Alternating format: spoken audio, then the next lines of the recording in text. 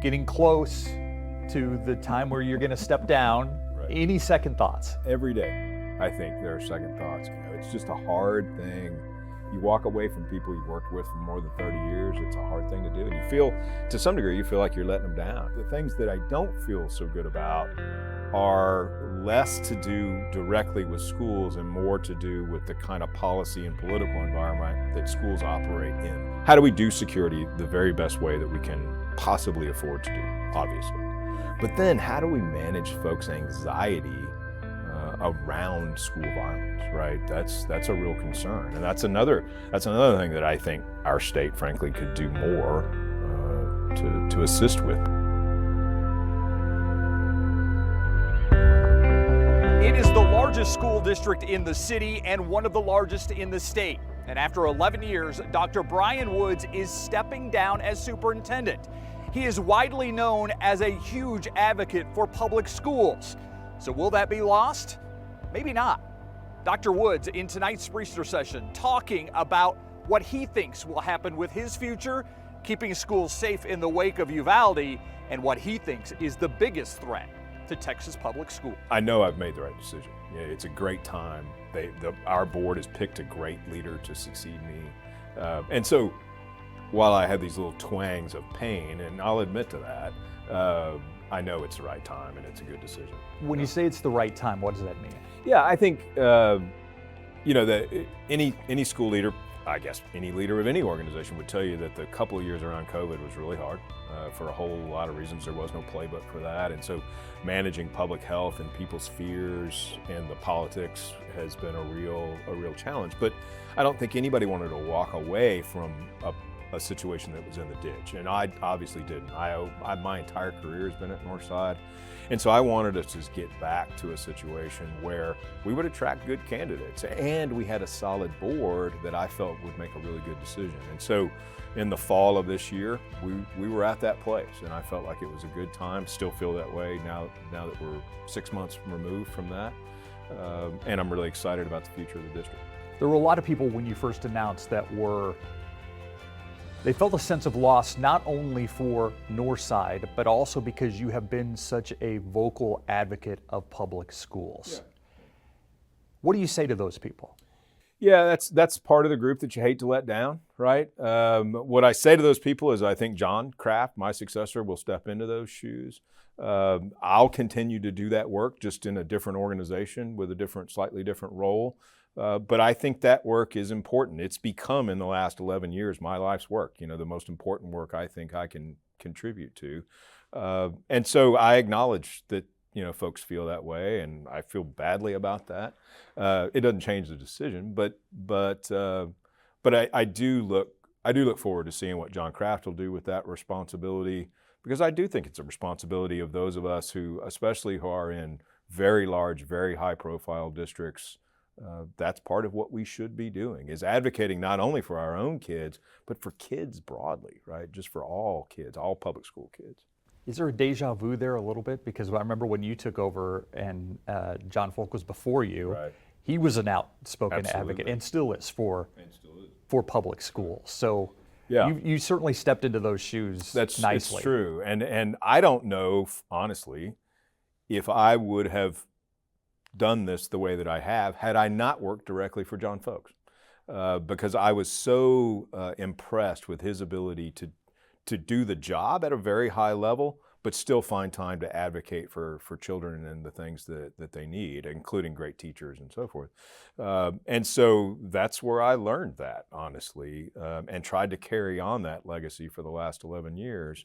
And again, still think it's really important for school people to do that. And that's going to be a big part of my next role, is to try to help people, if you will, learn that skill and think that it is important. Let's talk about what you do now. Sure. What happens next?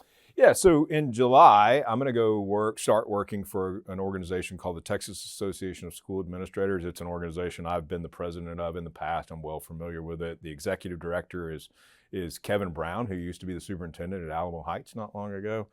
Fantastic organization, and a part of what they do is this advocacy work, and that's what I'm going to be hired to do, and I'm really looking forward to it. It'll be a great transition for me. When you talk about advocacy, you think Northside is in a good place. Mm-hmm. Time to step away. Right. How do you feel about the larger state public school system? That's a pretty complicated question. I feel good about how schools in Texas have come out of the pandemic, how they are managing the kind of learning lag that kids are experiencing still in some cases. I feel good about that.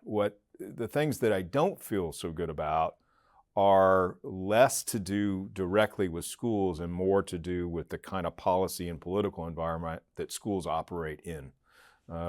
Many schools are running deficit budgets that, if the legislature doesn't act this session, will only get worse going forward, which means they're going to have to either raise more revenue, which means more tax dollars, or they're going to have to cut people. And that, when schools cut, most schools, and us included, are anywhere between 87 and 90% humans, people. And so if you have to save budget dollars, that's where it's coming from, right? That's where it is. And so I don't feel good about that. Frankly, I don't feel good. We were having this conversation kind of off camera. I don't feel good about the kind of tribal nature of politics in our state and in our nation. I think that does negative work for schools and probably for other organizations as well. But teaching a group of 28-year-olds, let's say, who have hugely varied abilities and interests is part science and part art. And it takes an amazing mind to do that. And so imagine clouding that mind with things that they cannot control, that yet they still worry about in the name of politics. I think that's shameful, honestly, and that's the situation we find ourselves in our state and to a larger degree in our country. Do you think that's the biggest challenge for public schools in this state right now? I think that and the impact it has on attracting high-quality young folks to the profession and retaining high-quality teachers in the profession, I think that's one of the biggest challenges we have as a state. There are other policy challenges, if you will, but honestly, I don't know that you would go find a school person anywhere who wouldn't tell you that human capital is their number one concern. And attracting that human capital for and generations to come. Exactly right. And that's partly about budgets, but that's also partly about politics. And any survey of teachers will tell you that.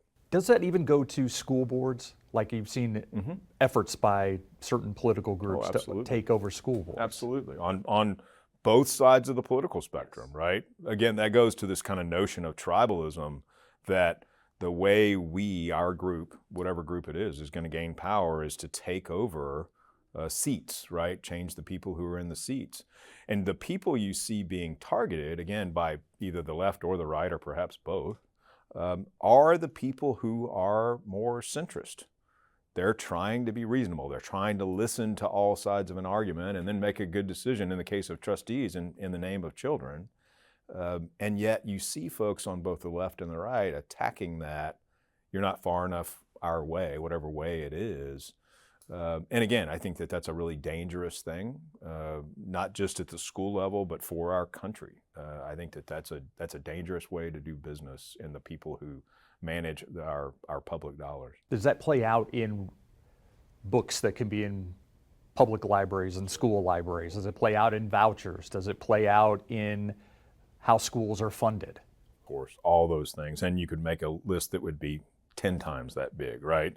That politics influences public schools because we take public tax money to run our organizations. And so running a school has always been a little bit, at least, about politics. You got to manage that. You got to deal with that. And anybody who says that they were surprised by that didn't study the job very hard before they took it.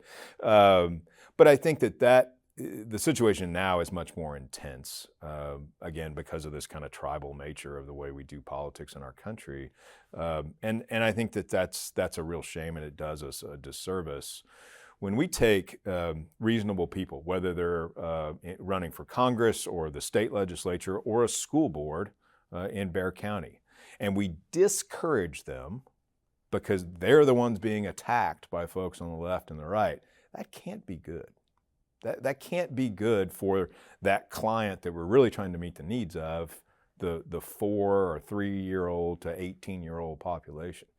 And I think folks really need to think about that when they go to a voting booth, and start with trustee elections. You know, these are volunteer positions, but who is closer to those of us who vote than a school board trustee? Much closer to us than a state representative or senator, certainly somebody in Congress or in national office. If we don't have reasonable people running our schools, how do we hope to improve as a society? I don't understand that. And so what I would, if I had anything I wanted somebody to get out of this, whoever, you know, the tens of people who may watch this, and if any of them do, we'll watch it for you, but it would be that. Be thoughtful about who you vote for, not just for the high profile races where millions and millions are spent, but for the much lower profile races that spend your local tax money. Because there's a lot at stake. There's a lot at stake. When you see schools close down, like we saw in Harlandale and South San recently, what does that tell you? One, it must be heartbreaking. I've never been through that personally. It must be heartbreaking to do. It's heartbreaking for a community that sees that school as a part of it, of the community. But at the same time, I understand the work, and I know how budgets get built in public schools. And the money tree has been picked. It's dry. There's no more. And so you look at those situations and you say, while that's heartbreaking, it's also completely practical and understandable when that happens. And so we're starting to see that in urban areas across our state. Texas is still obviously a growing state, and the urban and suburban core are still growing. But school districts in those core urban areas, when you speak of the couple that you just mentioned, are not by and large growing. It's suburban districts that continue to grow. And that's true in Bexar County. It's true in the Houston area, the Dallas area, the Austin area. That's a phenomenon that we deal with in this state. Almost a year ago, what happened at Robb Elementary in Uvalde, did that change your job? Your perspective? How you look at... I think that what was different about any time a school tragedy happens, including yesterday's in Nashville, school people look at that and try to say, what can I learn from that can improve our situation? As tragic as that is, I look at that and I say, what happened there and what can we learn from that? The difference with Uvalde is it was obviously much more local than what we had dealt with in the past. I had and still have a personal relationship with a person who was a superintendent there at that time. And so it felt, I don't know that it changed my job necessarily. We obviously double down anytime that happens on security. We've been running security projects in this district back to the late 80s, early 90s. So that's not an unusual thing for us at all. But what I think it changed perhaps for me was more personal than it was professional. I've had the opportunity to be there, spend some time there, talk to people who were there. We sent staff there because we had resources that they frankly just didn't have. I'm going to Austin to meet with a couple of legislators literally tomorrow with the interim superintendent to try to encourage some budget dollars to come to them to harden the other campuses in that district, because folks are rightfully afraid. And anytime something happens, whether it happens in Tennessee or in Texas, that fear is stoked again, and for obvious reasons. And so they need some assistance, and I'm in a position to offer that assistance, and I want to do that. So I don't know that it changed my professional life so much. I think it did have, and still does. It's the most heartbreaking thing I've ever been involved in. And I've done this for a long time. And they need assistance, and I'm in a position to help with that, so that's what I do. Yeah, I know it was heartbreaking for us at the station. I had to stop on the air for a while because I couldn't. It was just as it just kept ramping up. I said, we need to take a break. I just need to take a breath. When you see that happen, and then there have been, I guess I would call them security concerns at Brennan, Briscoe, some of the schools in Northside ISD. How do you address those concerns? Well, I think one is communication with families. One of the things that we were reminded of, it's not the only time this has happened, but if you recall well, the May the 24th, a year ago, part of the problem, if you will, was that because the situation was so chaotic, communication was really challenging. And so as you were just recalling, things ramped up and got much worse all through the day. We went from an initial report that it was contained, as I recall it, to something that was clearly not contained, incredibly chaotic. And so what school people can do when they're not managing crisis, right? If there's legitimately a crisis, then communication can't be the top priority. We got to use all the human resources we can to manage the crisis, whether that be administrators, teachers, police officers, whatever it is. But when there's either one, not a crisis, or the crisis has ended or been resolved, then we need to move quickly to accurate and transparent communication mode. So that's one thing you can do, right? Is you can say to folks, yes, this happened, whatever the thing is that happened. Here's what we're going to do about it. Here's what you'll see if your child or yourself come to this campus. That can be a challenge, but that's our responsibility. And so when you ask the question, what can you do? That's one of the things you can do. Now, in fairness, you can also add resources. So in the case of Brennan, where there has been in that neighborhood, and it spilled into the school, some vape pen activity, selling of that kind of thing. And whenever you've got anything being sold kind of black market, it brings with it not the finest quality of people. And some of that is spilled into the school. And so we've added some resources to the campus to deal with that in the form of an additional administrator and an additional police officer, and done some other procedural things to try to kind of keep that. We can't control what happens in the neighborhood. That's the sheriff's responsibility, the sheriff's office responsibility. But we can and should control what happens on the campus. So interestingly, I was on both of those campuses today, very intentionally went to both of those campuses today to talk to the administrators, to talk to the watchdogs, the volunteer parents who are helping us monitor kids in the school, talk to teachers and counselors. And I think most of those folks on both of those campuses feel like today feels like a pretty normal school day. We're carrying on. Yesterday was a challenge for obvious reasons. What I wouldn't say is that I wouldn't necessarily say this is to blame for that, right? I wouldn't put my finger on one thing. But clearly, when folks have not forgotten Robb Elementary, and now with the situation in Tennessee at that small private Christian school yesterday, all those memories get stoked. And so that fear for parents is real. You have kids, I have kids. My kid's at a large public university. Those folks haven't been exempt from this kind of violence, right? And so I have those same concerns about my child, just in a much larger scale school, than as I do about 102,000 plus Northside kids, in our schools. Yeah, and I don't want to equate what's happening at Brennan and Briscoe with what happened at Uvalde. I just wondered if that spills over, and that's what you said, that we're talking about the fear that would happen in both of those things. No doubt it spills over, and I don't want to make that seem unreasonable. If anything, it would be unreasonable for it not to spill over, right? It's unfortunate, but it's not unreasonable.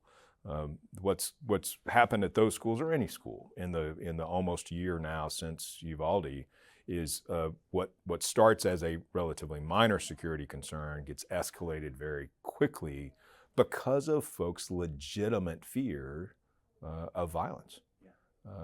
And that's another, you asked me about challenges for schools.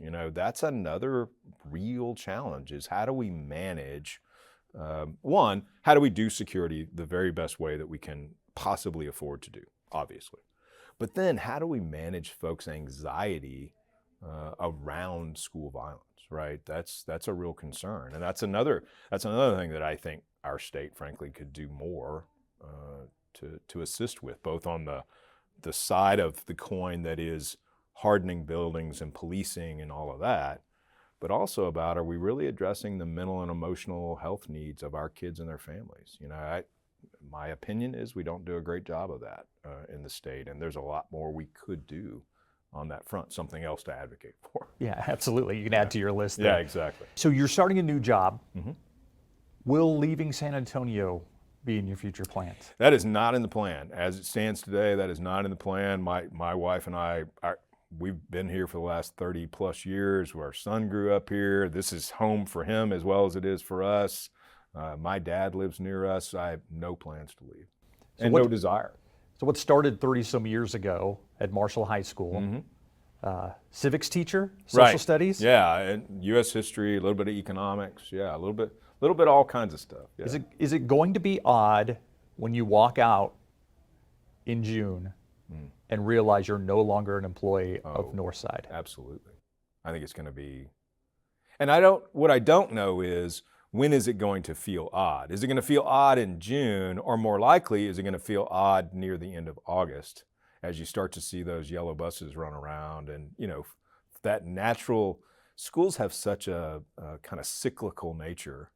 And there's a lot of anticipation in mid-August about the start of the new school year, and a lot of excitement, frankly. And that may be more likely when that hits, right, is rather than in June. Because in June, school folks are pretty tired. And I suspect I will be too.